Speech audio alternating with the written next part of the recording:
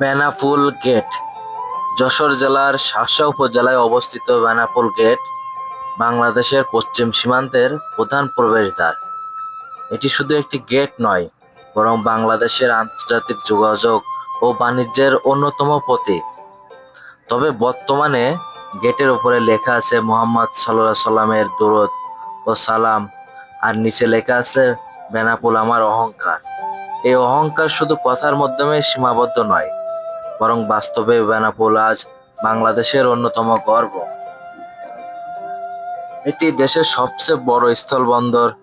প্রতিদিন এখান দিয়ে শত শত ট্রাক পণ্য আমদানি রপ্তানি করে থাকে।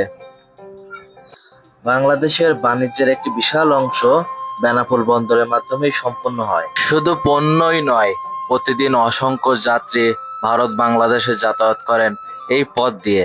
ফলে এই গেট হয়ে উঠেছে দুই দেশের মানুষের মিলনস্থল।